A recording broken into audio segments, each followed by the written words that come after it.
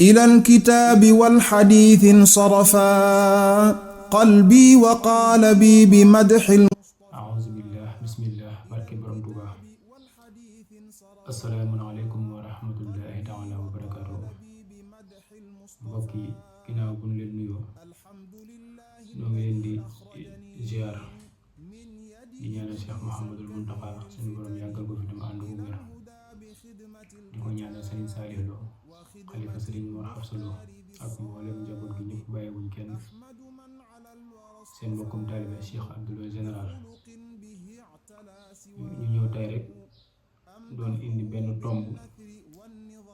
ci jagle yi nga xamante ni Serigne Touba jagleel na ko Serigne Mor Hafsa Lo ku ne xam na ni Serigne bi ci nettalib Serigne Moussa Ka dafa wax ni lëkkum la waroon dund muy juróom ñeent fukki at 90 ans waaye dafa wàññi fukki at yi ak juróom dund lahum mooy 75 ans juróom ñaar fukki at ak juróom fukki at ak juróom yooyu nga xamante ni sëriñ bi wàññi na ko ci ak dundam da ko séddale ñett ñi ki ci njëkk mooy sëriñ Modou Moustapha Mbacke di ab taawam juróomi at la jox sëriñ Modou Moustapha waaye jëlit juróomi at jox ko rakkam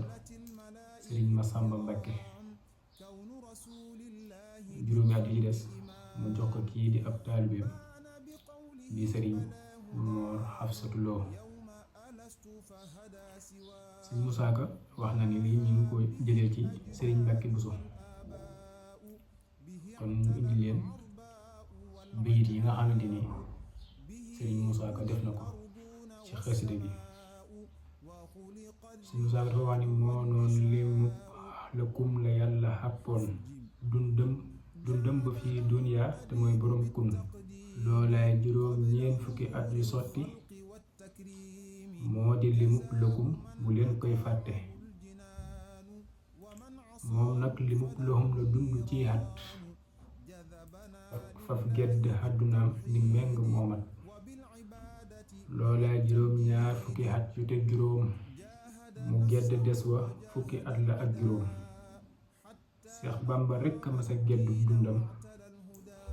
séddale koy mbindeef ni meng faf dem Seex Mbàkke Buso wax ca marsiyam ba ca xajja hudan aw iidin mooy limam ba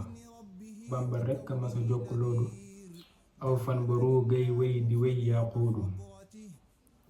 ma wax la ñetti nit ña séddoo fan wa ku ne juróomi at la am ca des wa sëriñ Mor Hafsa Lo ma nekkoon njaareem nee nañ juróomi at la am ñu di ko yem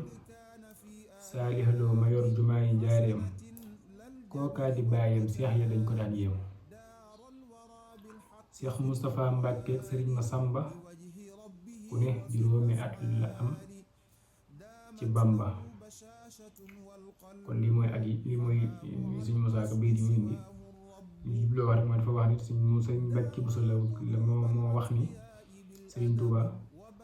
lëkkum ji mu waroon a dund muy 90 ans yi ni ñu ko waxee sànq daa wàññi fukki at ak juróom dund loo muy 75 ans juróom ñaar fukki at ak juróomi at yi mu jox ko Sëriñ Mor Hafsa Lo wax ni sax Sëriñ Mor Hafsa Lo moom dañ ko xam mooy bàyyi Saliou Lo mu yoroon jumaay njaareem wax ni juróomi at yi des fukki at yi des mu séddale ko Sëriñ Modou Moustapha ak Sëriñ Massamba Sëriñ Modou Moustapha am juróomi at Sëriñ Massamba am juróomi at boo boolee juróomi at yi Sëriñ Mor Hafsa am juróomi at yi Sëriñ Modou Moustapha am juróomi at yi Sëriñ Massamba am day nekk fukki at ak juróom muy lim bi nga xam ne sëriñ bi wàññi na ko ci atam kon Sëriñ Mor Hafsa Lo lii lenn la rek ci jagle yi nga xamante ni am na ko Sëriñ Tuuba ndax yaakaar naa ne dunduk Sëriñ Tuuba dund ci benn bis rek doy na ak jagle rawatina nag nga dund ci lu mat juróomi at yu mat sëkk kon yàlla sa borom dolli na koo fayal te sàmm njaboot gi fi bàyyi Serigne Saliou Lo mi ko ci nekkal yàlla sa borom guddal ak fanam te wéral ko ak mboolem njaboot gi Serigne Mouhamadou Lo nekk fee ca campement Ngexo ay soxna Xadi Lo nekk fee ci Njaaréem ñoom ñëpp di njabootu Serigne Mor Hafsa